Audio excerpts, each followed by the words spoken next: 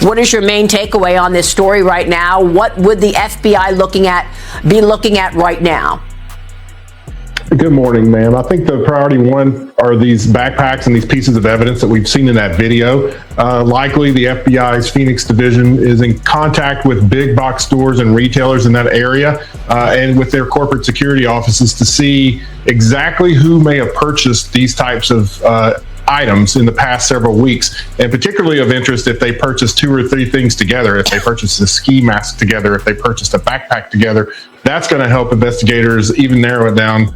This was not a random act. Let that sink in. What happened to Nancy Guthrie on the night of February 1st was deliberate. Whoever entered her Tucson home knew the property intimately. They understood where the cameras were placed, and they removed them. They moved through the house with a calm, measured precision, aware of every corner, every passage, every blind spot. They knew her vulnerabilities, her age, her limited mobility, the medications she depended on to survive. They wore a mask, gloves, carried a backpack, and a firearm. And not a single door was forced. This was not a burglary gone wrong. This was not a fleeting impulse. Every action spoke of planning, of forethought, of careful rehearsal. And yet, for 2 weeks, suspicion fell elsewhere. The world turned its gaze to Tommaso Caione, Nancy's son-in-law, the man who drove her home, ensured she was safe, and left her doorstep knowing she was inside. Overnight, his life was shredded by insinuations, by accusations with no official basis, no evidence to support them. What the public failed to see, what they never paused to consider, was the record. The Puma County Sheriff made it clear, no suspect has been identified, no person of interest has been named, and the family, through every question, every request, cooperated fully, without reservation, without hesitation. Please like the video, subscribe to the channel, and don't forget to press the bell icon so you never miss any of our upcoming videos. Are you actively investigating the son-in-law in this case? There were reports earlier this week and you refuted that. You said you haven't eliminated everybody. Have you eliminated him or come close to it, or are you actively looking at him? We're actively looking at everybody we come across in this case. Everybody. We would be irresponsible if we didn't talk to everybody, the Uber driver, the gardener, the pool person, whoever, everybody. It's so cliche, but everybody's still a suspect in our eyes. That's just how we look at things and think as cops. Does that mean we have a prime suspect? No, and the family's been very cooperative. They've done everything we've asked of them, and we want that relationship to continue. And sometimes people can be mean out there, and that can really harm us and harm our efforts.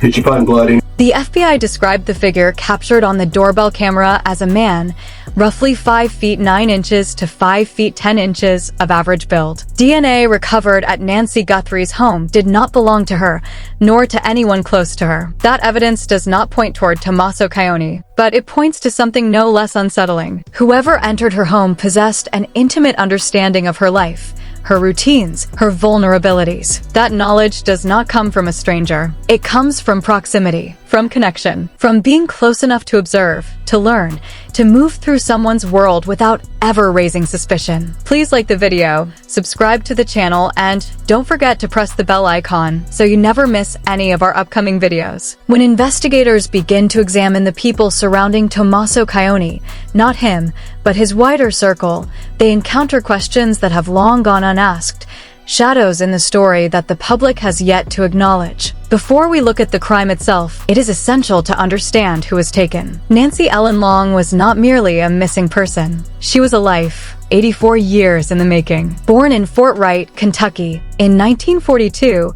she married Charles Guthrie, a mining engineer. Together, they moved to Tucson, Arizona, in the early 1970s, building a home in the Catalina foothills, a ranch-style house where Nancy would live for the next 5 decades, embedded in the same neighborhood, the same church, the same community. In 1988, Charles died at 49, during a mining expedition in Mexico. Nancy was left alone with 3 children, Annie, Cameron, and Savannah, who would later become the co-anchor of NBC's Today Show. She did not collapse. She went to work, taking a modest clerk position at the University of Arizona's Public Affairs Department. The salary was small, but it brought a crucial opportunity: discounted tuition for her children. Every sacrifice, every long hour, every choice, Nancy made it possible for her children to attend college. Savannah has recounted that she and Annie stayed home with their mother through college because there was simply no money to spare. Please like the video, subscribe to the channel, and don't forget to press the bell icon so you never miss any of our upcoming videos. This is the measure of Nancy Guthrie, a woman who lost her husband at 46,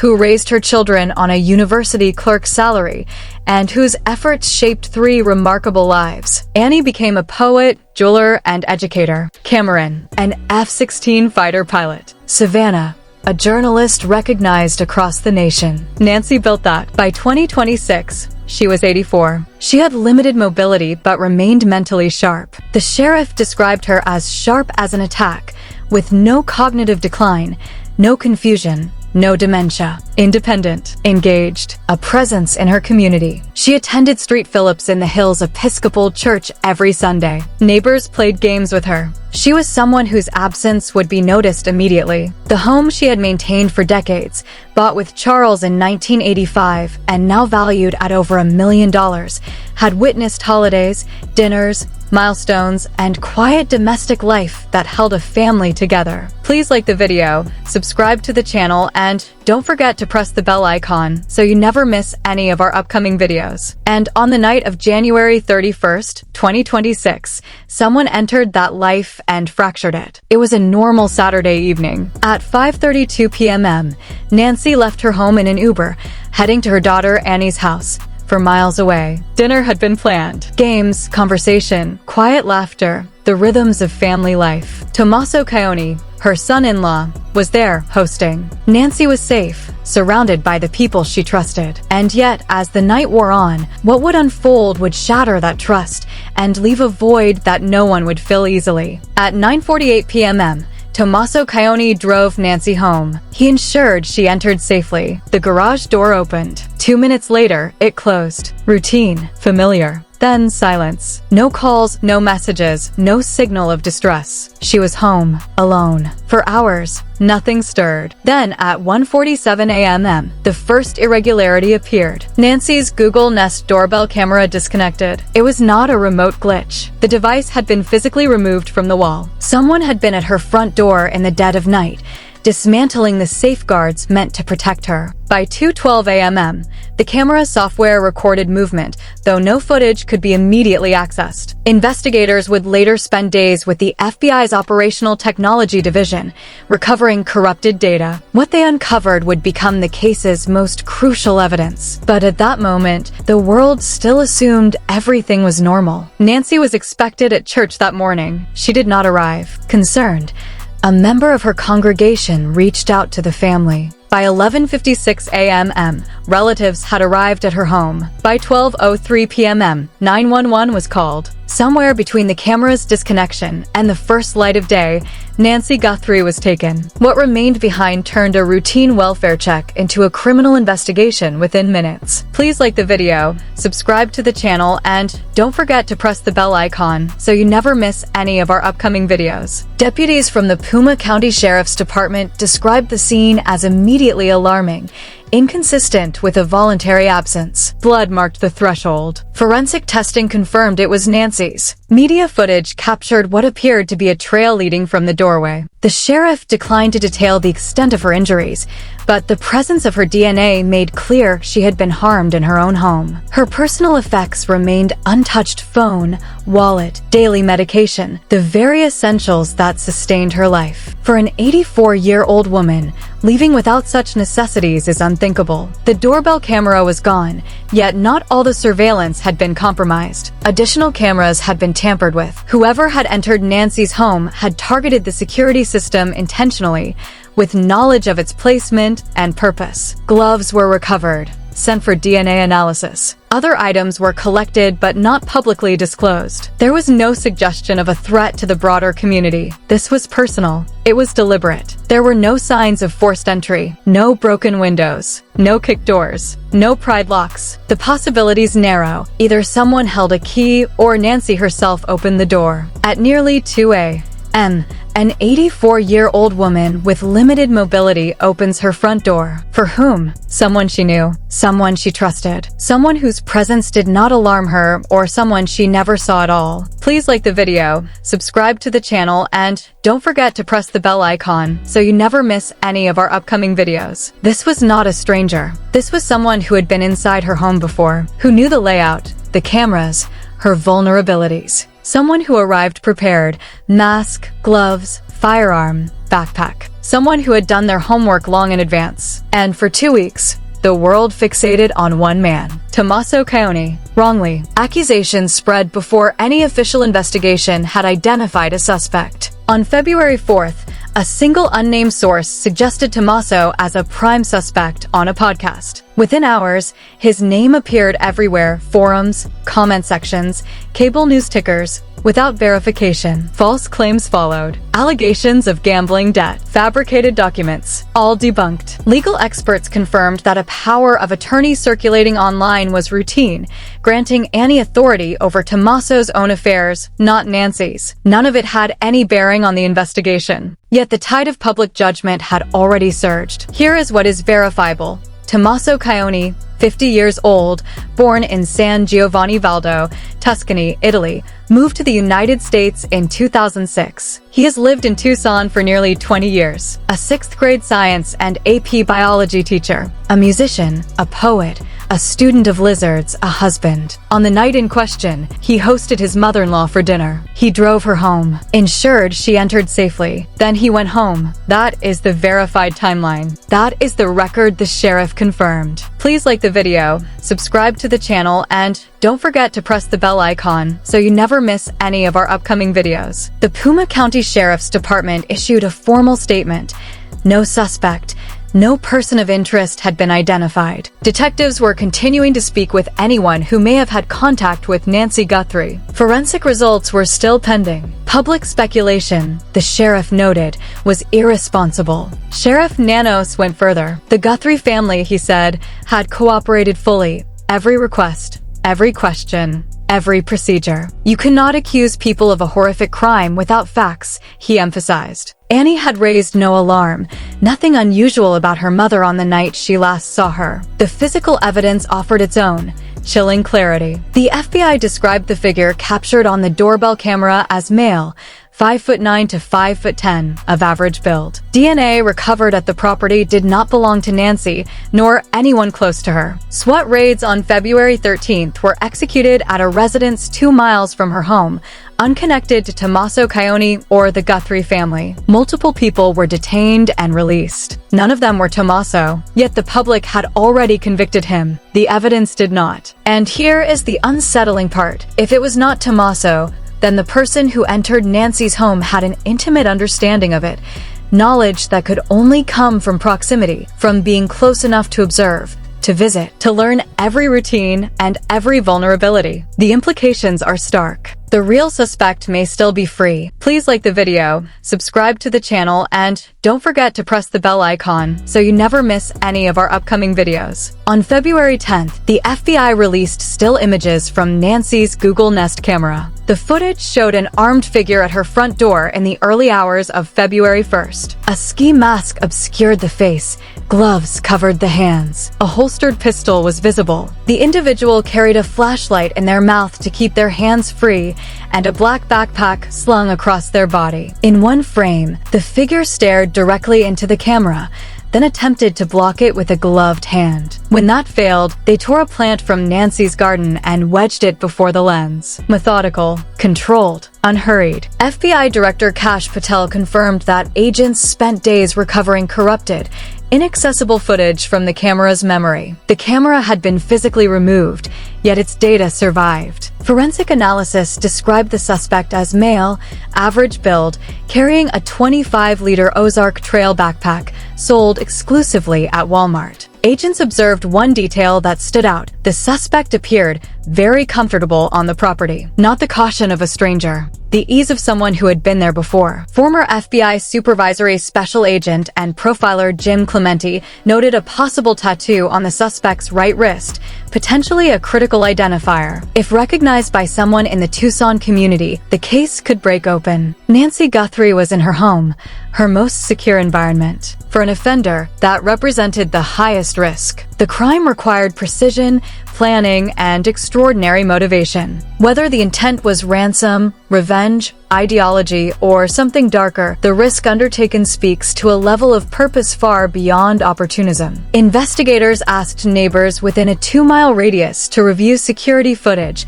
some dating back a full month. One specific night, January 11th, between 9 p.m. and midnight, drew particular attention. 3 weeks before the kidnapping, someone may have been observing, learning, planning. This was not a crime conceived in hours. Whoever acted on February 1st had studied the home, its routines, and its vulnerabilities for weeks. Proximity became the central concern. If the suspect was not family, they had the knowledge of someone intimately familiar, someone who had entered the home, seen the cameras, observed the layout, understood the routines. The kind of insight a stranger could never acquire without time and access. Please like the video, subscribe to the channel, and don't forget to press the bell icon so you never miss any of our upcoming videos. Within Tommaso Caioni's social and creative circles, some individuals have documented criminal histories, felony charges including burglary, robbery, theft, embezzlement, and DUI. These are public records, not allegations from social media. To be clear,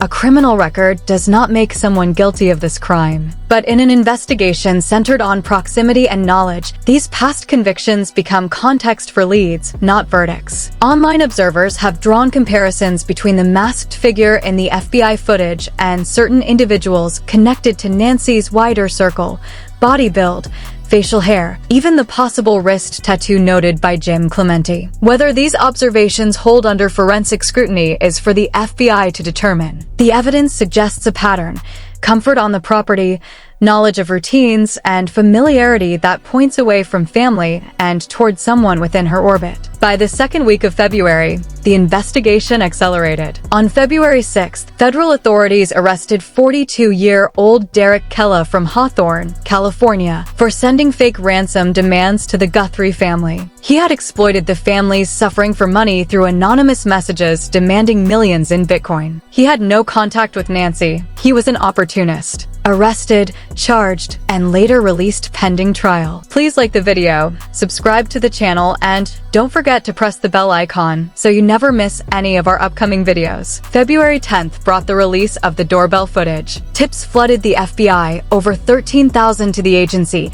18,000 more to the sheriff's office. That same day, Carlos Palazuelos was detained during a traffic stop near Rio Rico, 60 miles south of Tucson, near the Mexican border. His home was searched, his eyes compared to the masked figure in the footage. After several hours, authorities confirmed his full cooperation and ruled him out. February 12th, the FBI released the detailed physical description: male, 5'9" to 5'10", average build, carrying a black Ozark Trail backpack. The reward increased to $100,000. February 13th, law enforcement executed the largest operation yet.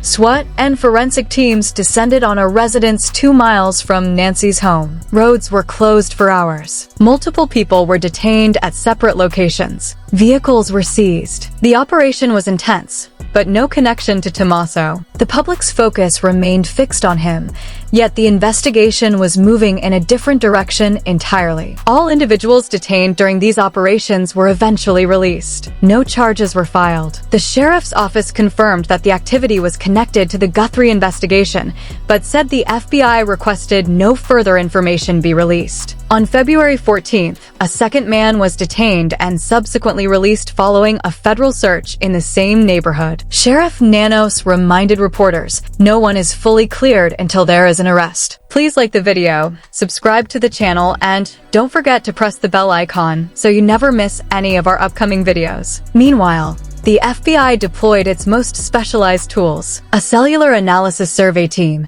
designed specifically for missing person cases, scanned the region. High-tech Bluetooth scanners were mounted to law enforcement helicopters, sweeping low over the desert in search of a signal from Nancy's pacemaker. A retired FBI agent noted publicly that investigators likely had leads, names under evaluation, some cleared, others still in play. They have data, mountains of it, he said. The case is far from idle. Hundreds of detectives and agents remain actively assigned. This investigation is not losing momentum. It is building, piece by piece, toward resolution. The pattern emerges in the details. The suspect wore a mask and gloves, carried a firearm. The doorbell camera was physically removed. This was not impulsive nor chaotic. It was deliberate. The camera's placement was studied, covered with a plant from Nancy's own garden before removal. There was no forced entry, no broken locks or windows. The suspect either had a key or knew exactly how to gain access without force. Nancy's personal effects were untouched: her phone,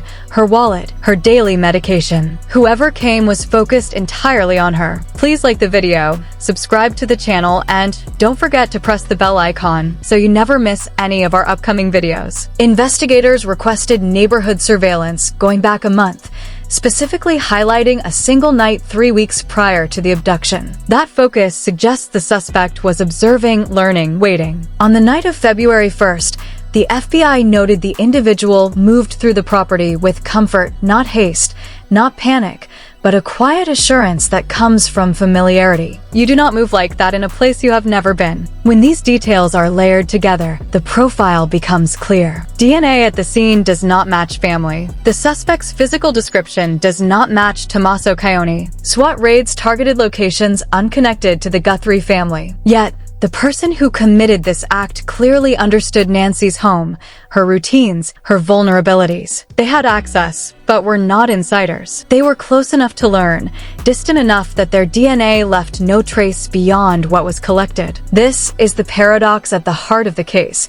The kidnapper knew the world of Nancy Guthrie intimately, but was not part of it in any obvious sense. That circle of secondhand access, the extended social and professional networks, those who visited or observed, becomes critical to understanding what happened. Within that orbit, there are documented criminal records in Pima County: burglary, robbery, theft, embezzlement. These records are context, not verdicts. They do not make anyone guilty. They do, however, highlight the complexity of tracking someone who might have the knowledge to commit this crime. A possible tattoo on the masked suspect's wrist has been identified as a potential key. Observers online have drawn comparisons between this marking and individuals connected to Nancy's wider circle. Whether these lead anywhere is for the FBI to determine. But the discussion itself illustrates a point. This investigation extends far beyond a single individual. While the world focused on Tommaso Cioni for 2 weeks, the actual kidnapper moved freely, invisible. Every hour spent chasing a false narrative,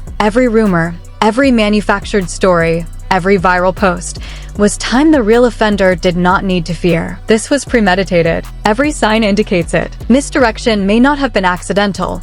It may have been anticipated. Nancy Guthrie has now been missing for 2 weeks. She is 84 years old. Her health depends on daily medication that cannot be missed. Her pacemaker's signal went offline around 2:30 a.m. on the night she was taken. Investigators have yet to locate her or the masked suspect. DNA from an unknown individual is being processed and compared across every available database. The Ozark Trail backpack, sold exclusively at Walmart, provides a traceable lead. The tattoo offers a potential identifier. Helicopters sweep the desert with Bluetooth scanners in hopes of detecting her pacemaker signal. Every tip is cataloged, every lead pursued. The evidence tells a single, unyielding story. This was not a crime of opportunity. It was premeditated. The cameras were targeted, removed, and obstructed with care. There was no forced entry. The suspect moved with ease, with confidence, in a place they clearly knew. DNA and physical evidence point away from the family. SWAT raids have yet to produce a suspect. The family remains cooperative,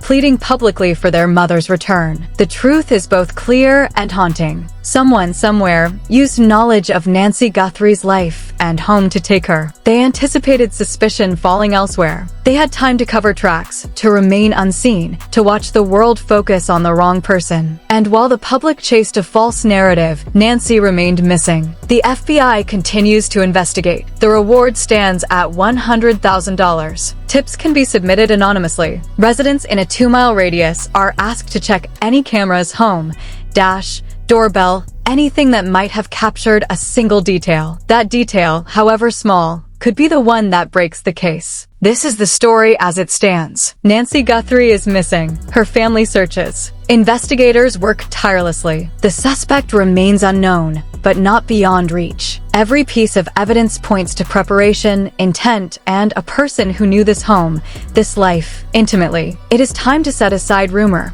to follow the evidence, and to focus on the one truth that matters above all else. Nancy Guthrie must be found.